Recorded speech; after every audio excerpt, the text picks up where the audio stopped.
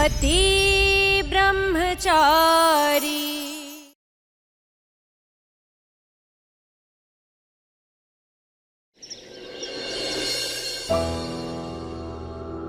जी भाऊजी। हाँ सरजू, देख हम लोग 5 दिनों के लिए स्विट्जरलैंड जा रहे हैं और तू भी हमारे साथ चल रहा है। एक काम कर, अपना पासपोर्ट और बाकी के डॉक्यूमेंट सबमिट करा दे वीजा के लिए और फिर टिकट करवा लेना, ठीक है? ईशा जी, भाऊजी को ना कहना बहुत मुश्किल है मेरे लिए। अब देखती हूँ क्या कर पाएगी ईशा। सूरज, तुझे चलने के लिए हाँ कहना ही पड़ेगा गुलाब जी के सामने। सरजू, कुछ सुना मैंने क्या कहा? जी जी भाऊजी, पर भाऊजी मैं कैसे, मेरा मतलब है कि ये सफर तो जोड़ों का है ना। मेरा आप दोनों के साथ आना, आप दोनों के बीच आना जैसे कबाब में हड्डी के बराबर होगा भाऊजी। अरे कैसी बातें कर रहा है तू? मुझे मना कर रहा है? अपने बाबूजी को? नहीं भाऊजी, वो मैं आपको मना करने की कभी सोच भी नहीं सकता, लेकिन सूरज और विद्या का एक अतीत है पापा।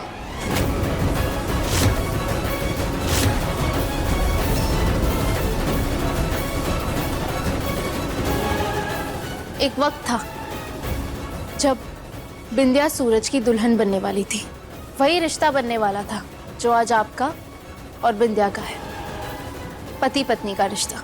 पापा, अजीब तो लगेगा ही ना सूरज को भी और शायद विद्या को भी। ये सारी बीती बातें हैं जिसे मैं भुला चुकी हूँ। हाँ बिल्कुल, वो तो नजर आ ही रहा है विद्या कि तुम सब कुछ भुला के आगे बढ़ चुकी हो। गुलाब हवेली की ठकुराइन बन चुकी हो और मेरे पापा की पत्नी भी, जिनका पूरे शहर में डंका बजता है। देखो, सूरज का बॉडीगार्ड बनना एक बात है, लेकिन वो अगर तुम्हारे साथ जाएगा तो दुनिया बातें बनाएगी और इससे मेरे पति सूरज सिंह और तुम्हारे पति गुलाब सिंह जी दोनों की इज्जत जाएगी।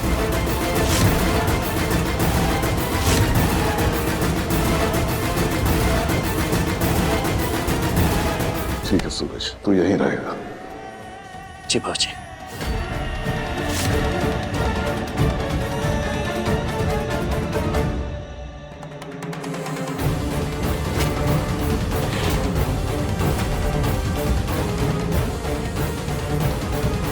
साहब जी, आपने ये सब क्यों किया? आप जानते हैं ना ये सब ईशा का बनाया हुआ प्लान है और सूरज का हमारे साथ जाना बहुत जरूरी है, आपकी सेफ्टी। विद्या, सरजू के पहले भी गुलाब था और सरजू के बाद भी गुलाब रहेगा।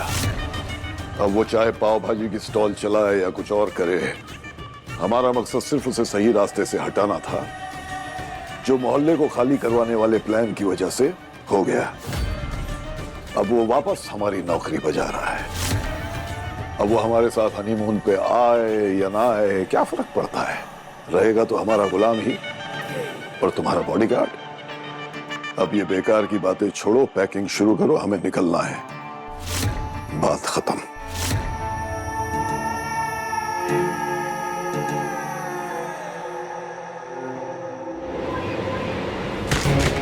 ईशा! तूने घायल नागिन को छेड़ा है। तुझे क्या लगा तूने सूरज को रोक लिया? अब देख, तेरी आंखों के सामने से मैं सूरज को लेकर जाऊंगी और उसका ब्रह्मचर्य व्रत भी तोड़वाऊंगी।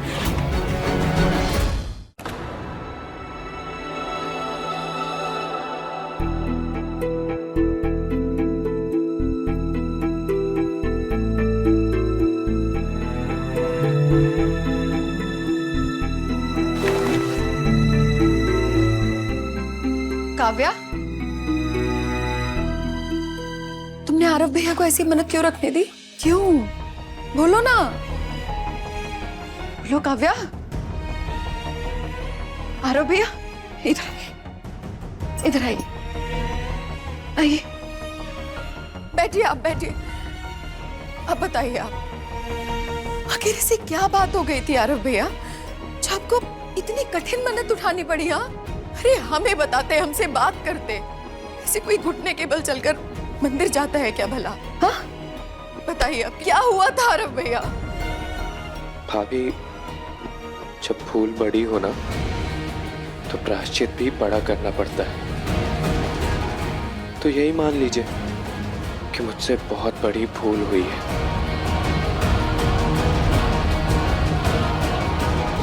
ठीक है, मैं आपके लिए जूस भिजवाती हूँ। काव्या,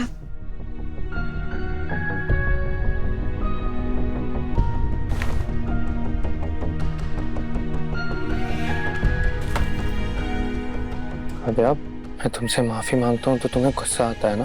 मेरा माफी मांगना तुम्हें झूठा लगता है, इसलिए मैं आपसे तुमसे माफी नहीं मांगूंगा, क्योंकि मैंने जो किया है वो पाप है और उस पाप की सजा मुझे मिलनी ही चाहिए।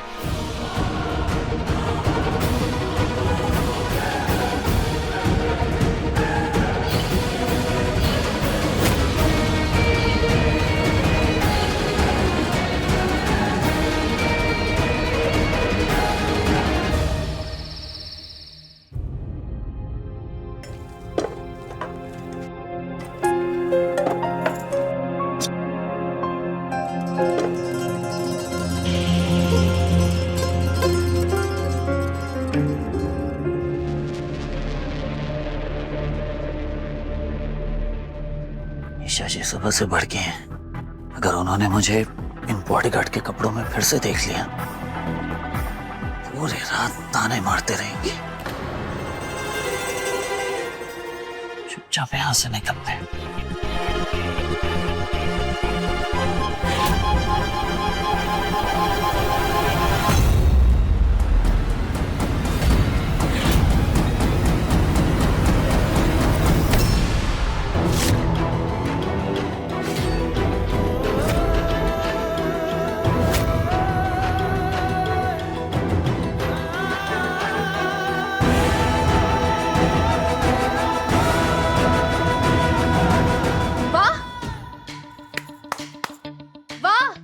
आ गए बॉडीगार्ड ब्रह्मचारी जी। फिर शुरू हो गई। हाँ, बड़बड़ बड़बड़ करने के बजाय आपको मुझे थैंक यू बोलना चाहिए।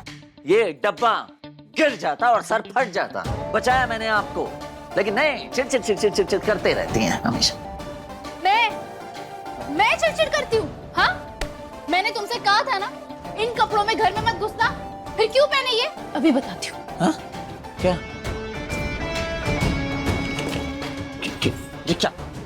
नहीं ना रहेगा ये ड्रेस, ना तुम इसे पहनोगे, ना मुझे गुस्सा आएगा और ना मैं चिड़चिड़ करूँ। अरे नहीं नहीं ईशा जी, नहीं नहीं, ऐसे ऐसे कोई बात नहीं है।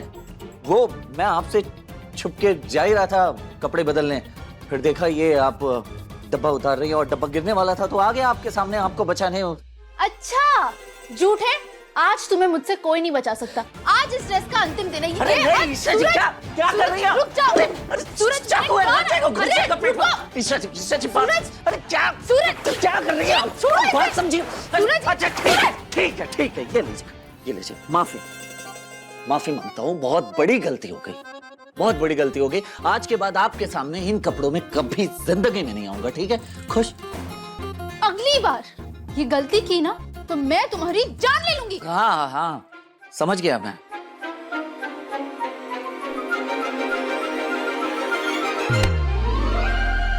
बाप रे, बीवी इतनी खतरनाक होती है, ये तो कभी मैं सोच भी नहीं सकता था।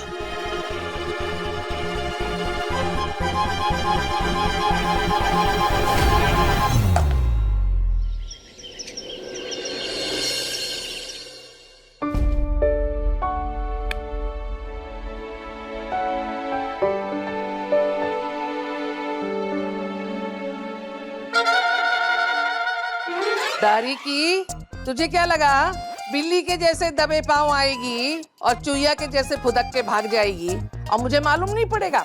चल इधर आ, चल। जी मम्मी जी। ये ले, एक लड्डू उठा के खा इसमें। तुझे मेवे बहुत पसंद है ना? चल एक लड्डू उठा।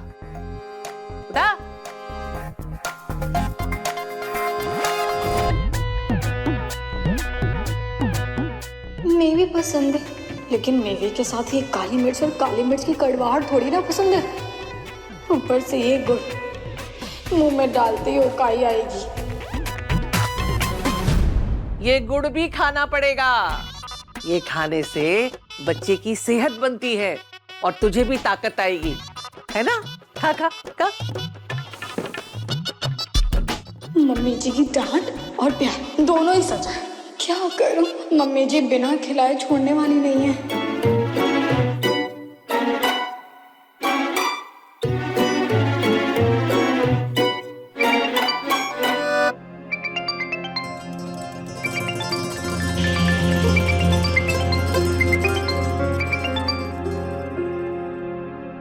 हेलो बिंदिया। सरला बुआ, मुझे आपकी एक मदद चाहिए थी। नहीं, मेरे लिए नहीं, काव्या के लिए चाहिए। क्या हुआ काव्या को? सब ठीक तो है ना? क्या मदद चाहिए काव्या के लिए? हाँ बुआ जी, सब ठीक है। वो बस आरव और अनुराग के कुछ 10 से 15 दोस्त घर आ रहे थे, तो सारा खाना बनाने की जिम्मेदारी अकेले काव्या पे है। अब खुशबू बहू तो इस हालत में है नहीं कि वो उसकी कुछ मदद कर सके। ऊपर से मैं और गुलाब जी भी बस अपने हनीमून के लिए निकल चुके हैं। तो बुआ जी, क्या आप ईशा को गुलाब हवेली भेज देंगी काव्या की मदद के लिए? क्योंकि अगर मैं कहूँगी तो वो मना कर देगी। ठीक है, मैं ईशा को समझा के भेज दूंगी। जी बुआ जी, थैंक यू। हाँ।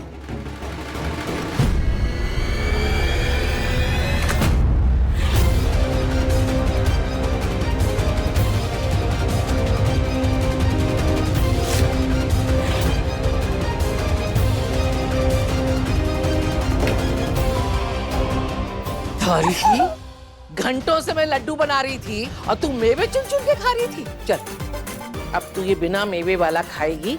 मुकुल मुकुल खोल कर। हाँ, अगर इसे मुंह से निकाला ना तो मुझसे बुरा कोई नहीं होगा, समझी?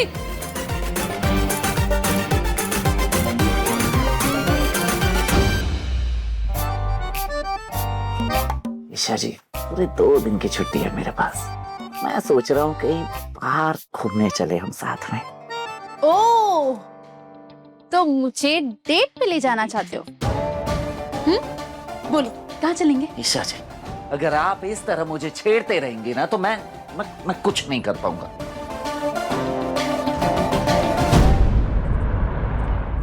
ओफो विद्या, मैंने होटल रेड कहा था, ब्लू नहीं। अरे पर आप ही ने तो कहा था ना कि इस होटल में आना है। नहीं, मैंने साफ साफ रेड कहा था, तुम ब्लू पहुंच गई। अच्छा ठीक है, चलो मैं कुछ करता हूँ। जी ठीक है।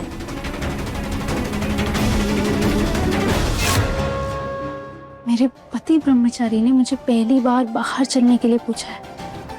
इतना छेड़ना ठीक नहीं है।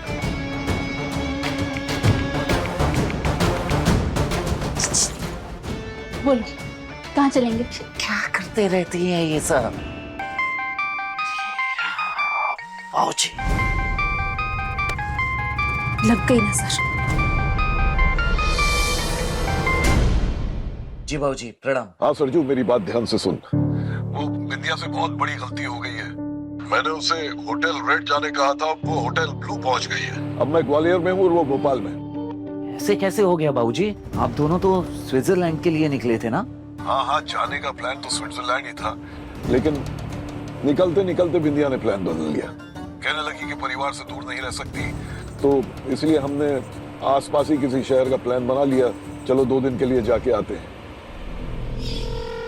गुलाब जी, 5 दिन पूरे परिवार से दूर, वैसे तो सब ठीक है, मगर खुशबू की हालत ऐसी है कि हमें पास में जाना चाहिए ताकि जब चाहे हम घर लौट सकें। अरे श्रीमती जी, 5 दिनों की तो बात है, लौट आएंगे। माथे पर कलंक लगने में ना 5 मिनट नहीं लगते हैं गुलाम जी।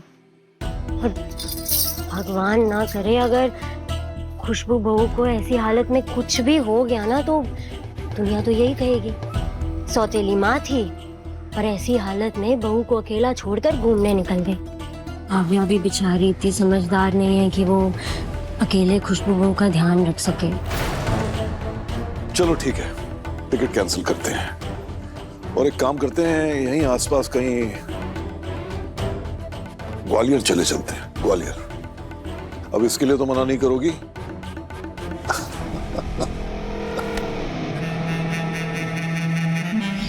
फिर मुझे जरूरी काम से बाहर निकलना पड़ा तो बिंदिया ने कहा कि वो सीधा पहुंच जाएगी।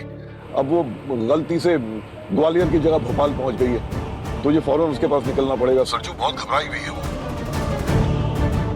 बहाना बना दो, मना कर दो, मना कर दो। तो तू समझ रहा है ना मैं क्या कह रहा हूँ? मैं ग्वालियर से निकलूंगा तो बहुत समय लग जाएगा, तू इंदौर से जल्दी पहुंच जाएगा। अभी के अभी निकल जा।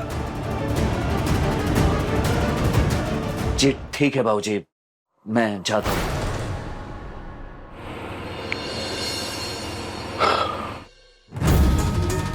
हाँ क्यों कहा? मैंने कहा था ना मना करने।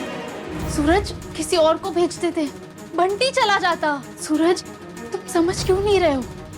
पहले उसने स्विट्जरलैंड जाना कैंसिल किया, फिर वो जानबूझ के दूसरे शहर के होटल पहुंच गई।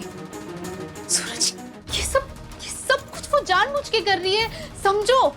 जानता हूँ ईशा जी मैं, लेकिन बाबूजी वो सिर्फ मुझ पर भरोसा करते हैं और मैं उनके भरोसे को नहीं तोड़ सकता। मुझे जाना होगा, समझिए बात को।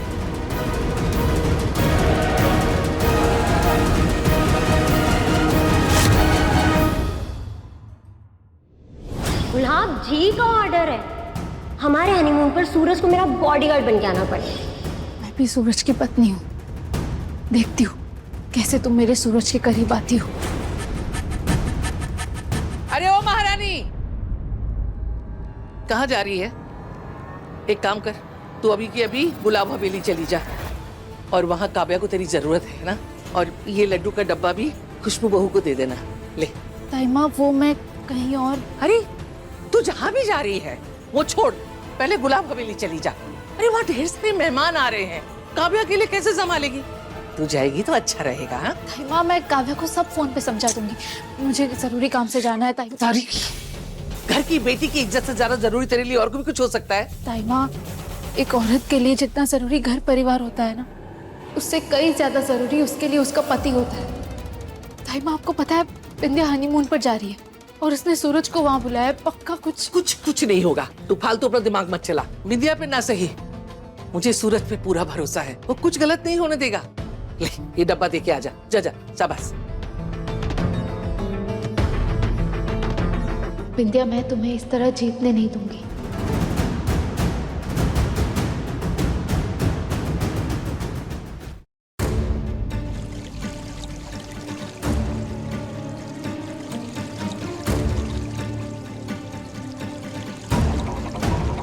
आओ सूरज, यहाँ तेरे और मेरे अलावा और कोई नहीं है, ना गुलाब ना ईशा।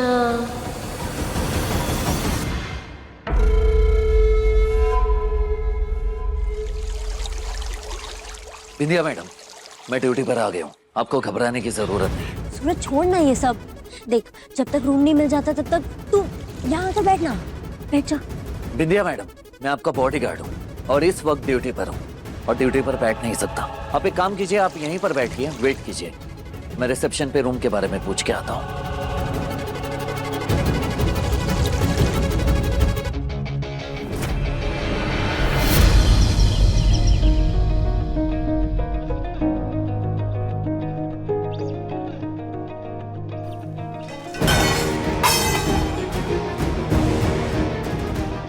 भाभी आपका ध्यान कहाँ है? किस सोच में आप?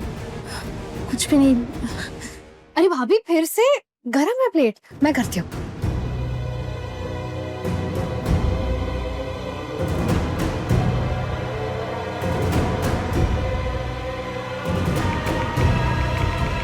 पहुंच गए, कहाँ है बिंदिया?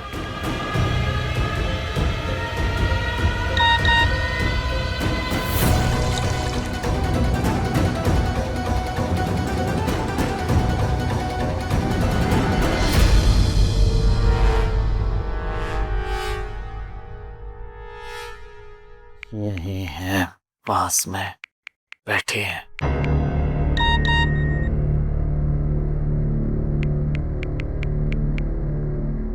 उससे दूर रहना, वो बेहद चालाक और शातिर है। ईशा जी, आपसे वादा किया है ना मैंने कि मैं बिंदिया को उसके इरादों में कामयाब नहीं होने दूंगा। यहाँ सूरज के साथ आई हूँ और ईशा सूरज के साथ फोन पे लगी हुई है। ईशा को सूरज से दूर करना ही होगा। सूरज, यहाँ बहुत ठंड है, मुझे ऐसा लग रहा है जैसे ठंड के मारे मैं मर जाऊंगी। मैडम आप अपने साथ कोई गर्म कपड़े नहीं लाए? नहीं ना, सारे कपड़े गुलाब जी के साथ वाले बैग में हैं। तू मुझे अपनी ये जैकेट दे सकता है? मेरी जैकेट आपको? कैसे? मेरा मतलब है कि आप मिसेस गुलाब सिंह हैं और मेरी जैकेट आप अगर लेंगी वो आप पर शोभा नहीं देगा। ठीक है, मत दे। मैं जब ठंड के मारे बीमार पड़ जाऊंगी ना तो अपने बाबूजी को यही जवाब देना कि मैंने जैकेट देने से मना कर दिया था।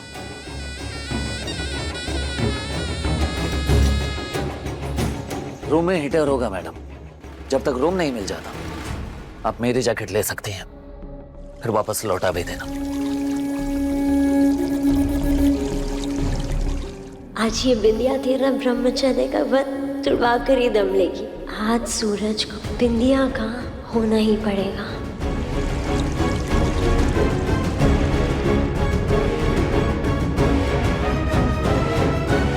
सूरज, मुझे तुम पर भरोसा है पर बिंदिया पर नहीं। अगर आज वो अपने मकसद में कामयाब हो गई तो क्या होगा? वो किसी भी हद तक जा सकती है।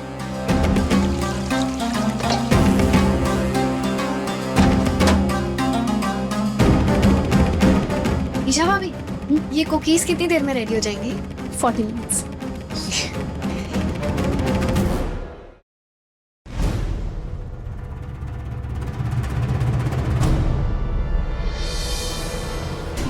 सिर्फ गुस्से में गलत फैसले लेने आते हैं सूरज को, समझदारी तो जरा भी नहीं है। उधर वो बिंदिया जाने क्या क्या नई नौटंकियां करके सूरज को फंसाएगी और इस बुद्धू ब्रह्मचारी को समझ भी नहीं आएगा। पर समझ तो मेरे भी नहीं आ रहा है, क्या करूं?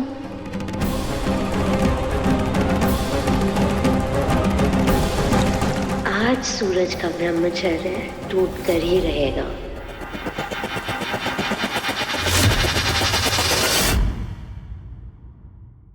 ज्यादा नाटक मत करो। मैं और सूरज ना बचपन के दोस्त हैं, मैं उसे बहुत अच्छे से जानती हूँ। उसकी ली हुई कसम तोड़ना ना इतना आसान नहीं है। अब तुम एक बात अच्छे से जान लो, सूरज मेरा पति है, उस पर हक सिर्फ और सिर्फ मेरा है। पति ब्रह्मचारी शाम 7 बजे दंगल टीवी पर।